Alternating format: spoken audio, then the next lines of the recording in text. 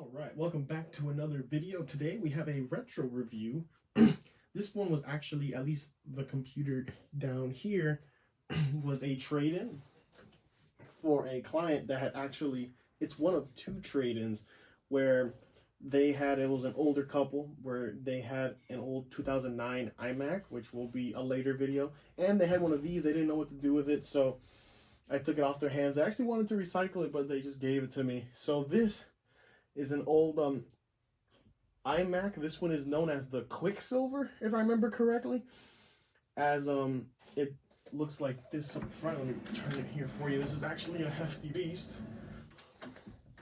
because it has the speaker up front, the two drives here. It actually does work and it does power on. It surprisingly, this had some water damage on it. It looked like it was in a garage where it had sat there for a while. They even had the original box, and there's actually the sticker when they had purchased it from the Apple Store back in the day. So fortunately, there was still a lot of sensitive data that I was able to move over, but I haven't deleted it just yet. The hard drive on this, everything's original. It still works, so I can't really turn it on. The monitor up here is a 2003 Apple Cinema display. This one I had mentioned very quickly in a previous video, where I was at the local Publix. I saw this in the back of the douche truck, and he's like, oh, he wanted to just throw it away, but he knew it still worked. He had bought it since it was new, and he told me if I give him $20 cash, I could essentially have it. It came with all the adapters and everything. So needless to say, I gave him $20. It's now mine. Still works flawlessly. Don't have a computer yet that can run it, even though I have seen it running.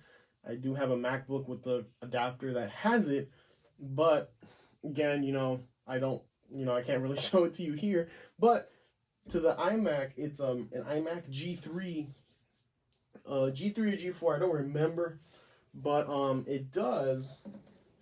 One of my favorite features is it does work with the toolless entry. Definitely a far cry from back in the day.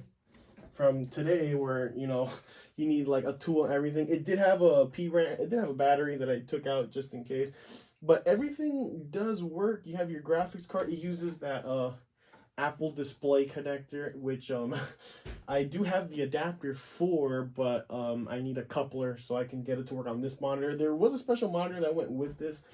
I'm trying to see if I can find one to complete the collection. So I do have a collection that I have in my office where they all work, and if you come by, you can actually see them work and try them out yourselves. Original IBM Death Star, very, very loud machine. I had this running all night because they had over 20 gigabytes of data, and in fact, they essentially filled the hard drive on this thing. The hard drive is on this one. I don't remember off the top of my head how big this one was. It's a 61.5 gig. And they had it nearly filled with documents and photos. So it does have USB 1.1, which means it's very slow.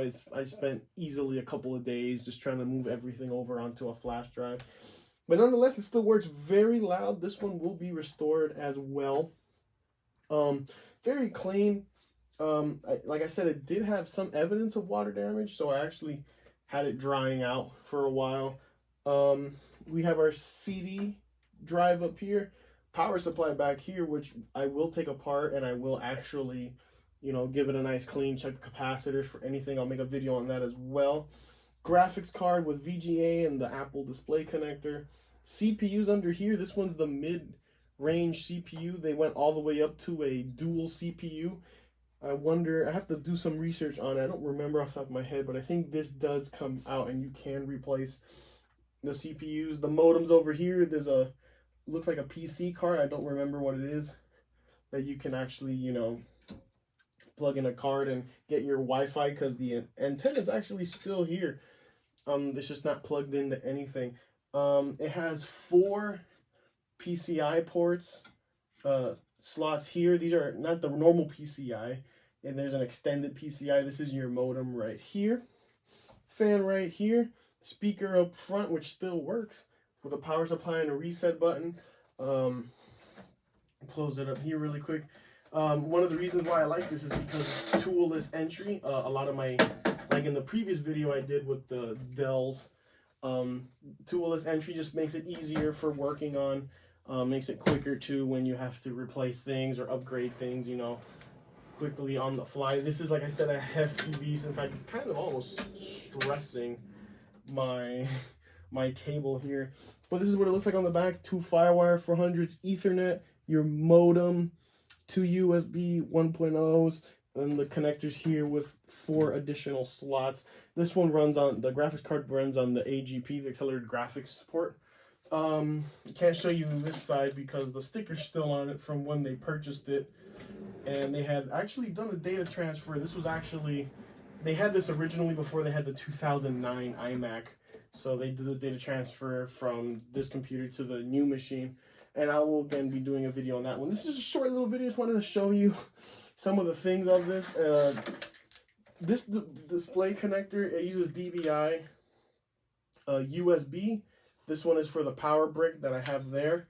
And then for FireWire 400. So if you had a MacBook like a, you know, a early 2000, like a 2003, the big 15-inch aluminum MacBook, the one that went before the unibody, I think they called it the PowerBook if I remember correctly, would use that, you know. Again, you know, USB-C, Thunderbolt didn't exist back in the day. So, you know, you had to run everything separately off cables. You know, one of the main advantages of technology is we get better over time. Even for, it's not exactly a 1080p display, but it is a very beautiful display. You know, you can see these on eBay for, you know, 50, 75 bucks, depending on condition. So, but if you do happen to get one really cheap like I did or someone giving it away, definitely a nice secondary monitor. The colors still look beautiful and everything. Once I get the laptop, I can actually show it to you how it looks and everything, even though it really come off well in the video. But, you know, hey, it's something I can show you. Just want to show off some new retro tech some retro tech we had here. Again, these are trade-ins. I do trade-ins, or if you just want to recycle like how this one was, we do that for you as well. And we always ask permission if we want to keep it at the end of the day. Like I did, I told them, hey, like, you know, this is actually a nice machine. It's a nice collector's item. And this one more thing, they maxed out the RAM 1.5 gigabytes. You know, we always ask permission, and they gave me permission to do so. So that's why it's your collection. Very nice condition. Does have a little bit of scratches and markings that do come off with the finger. Needs a nice clean, definitely, but that'll be part of the restoration. All right, everyone, thank you for watching this video. And as always, I hope you learned something.